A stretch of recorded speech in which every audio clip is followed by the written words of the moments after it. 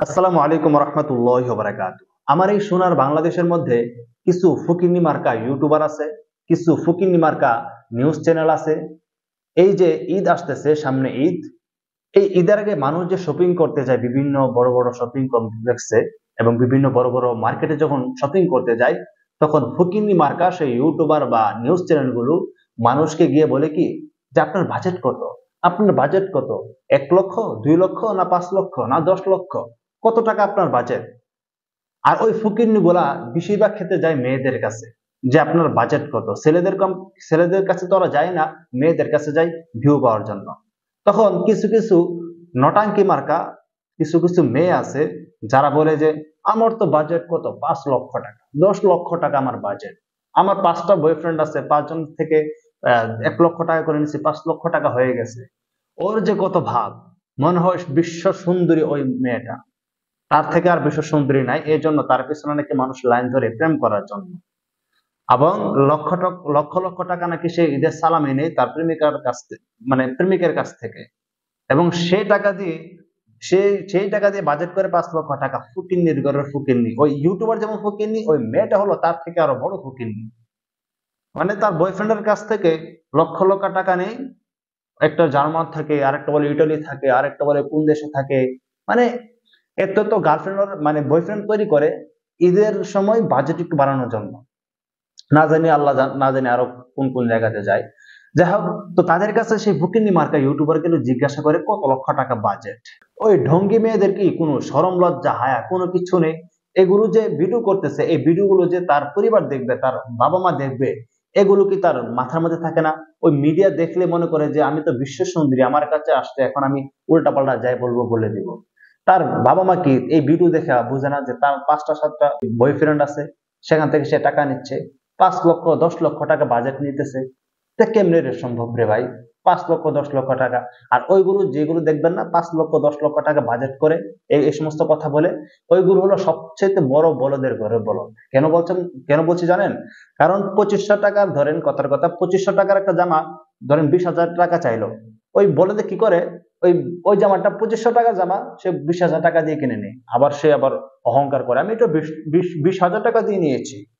ওই বলদের ঘরের বলদ, এর থেকে আর বড় বলদ মনে হয় বাংলাদেশের মধ্যে নাই। যাই হোক, এখন ওই ভিডিওগুলো যখন নাকি সোশ্যাল মিডিয়াতে আপলোড করে, স্বাভাবিকভাবে অনেক মানুষের সামনে কিন্তু এই ভিডিওগুলো আসে। তো যারা মধ্যবিত্ত ফ্যামিলির আছে আপনার, তারা তো ভাই, তারা তো আর এত লক্ষ লক্ষ টাকা বাজেট করতে পারে না। তাদের তো আর এমন বড় বড় 5টা 7টা বয়ফ্রেন্ড থাকে না, 5টা 7টা গার্লফ্রেন্ড থাকে না, বয়ফ্রেন্ড থাকে না। ওদের তো আর লক্ষ লক্ষ টাকা বাজেট করতে পারে না। তো ওরা কোথেকে বাজেট করবে? ওদের মনে কি চায় না যে একটু ভালো করে ঈদের শপিং করবে? ওই ফকিনি মার্কা ইউটিউবার গুলোকে বাংলাদেশের মানুষ বয়কট করা উচিত, ফকিনি মার্কা নিউজ চ্যানেল গুলোকে। তারা কি জন্য বলবে যে তোর বাজেট কত? আরে ভাই, ও যদি 1,000 টাকা দিয়ে কিনে, ও যদি 1,000 টাকা দিয়ে কিনে, কিনো, কটাও কিনবে। ও যদি 1 লক্ষ টাকা দিয়ে কিনে, ওরটাও কিনুক, সমস্যা তো নাই। এখন তোকে কি বাংলাদেশের মানুষকে দেখাইতে হবে যে দেখো ওর বাজেট 1 লক্ষ টাকা, ওর বাজেট 5 লক্ষ টাকা? আবার দেখলাম আরেক আওয়ামী লীগের একটাই বলতেছে আর কি, বলতেছে আমরা আওয়ামী লীগের সময় ভালো ছিলাম। কিভাবে? আগে আমাদের বাজেট ছিল 10 লক্ষ টাকা, এখন আমাদের বাজেট তো 10 লক্ষ টাকা না। এই মানুষ আমাদের এই ঘর ঘর তছনছ করে ফেলছে, এই করছে এই করছে, এখন কোন রকম 1 লক্ষ টাকা বাজেট করতেছি।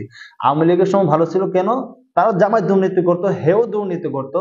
তো এই দুর্নীতির টাকা দিয়ে 10 লক্ষ টাকা বাজেট করে তারপরে এদের শপিং করতো। এখন তো আর ওই আওয়ামী লীগ নাই, দুর্নীতি করতে পারে না, চাঁদা তুলতে পারে না, খানা খেতে পারে না।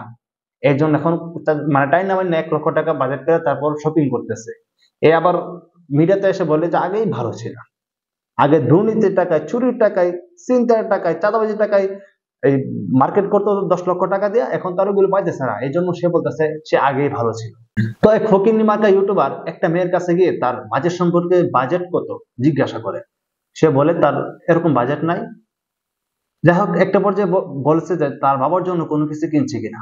তখন সে কান্না করে, তার বাবাও কিন্তু কান্না করেছে যে আসলে তার বাবার জন্য এখন পর্যন্ত কোনো কিছু কিনে নাই, তবে যদি তার বাবা বলতেছে হ্যাঁ শেষে যদি কোনো কিছু থাকে তারপর আমি কিনবো।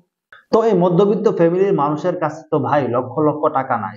আর তারা তো আর লক্ষ লক্ষ টাকা বাজেট করতে পারে না। তারা তো আর শত শত বয়ফ্রেন্ড তৈরি করতে পারে না। তো তাদের কাছে কেন রে ভাই আপনাদেরকে জিজ্ঞেস করেন যে বাজেট কত? বাজেট যদি বলে যা আমরা ধরেন পরিবারের 5 জন লোক আছে, সেখানে 10,000 টাকা বাজেট, তো সেখানে কি মানিজ্য থাকবে? মানুষ বলে এর মতো ফকিন্নি আরো আছে নাকি? তো এই জন্য ওই সমস্ত ফকিন্নি মার্কা ইউটিউবার গুলোকে বাংলাদেশের মানুষ শায়েস্তা করা দরকার। ওরা যে সমস্ত ভিডিও ছাড়বে সেখানে গিয়ে রিপোর্ট করা দরকার, যে বাজেট কত। একটা ট্রেন্ড হয়ে গেছে বাংলাদেশের মধ্যে, ট্রেন্ড যে বাজেট কত। ফকিন্নির ঘরের ফকিন্নি।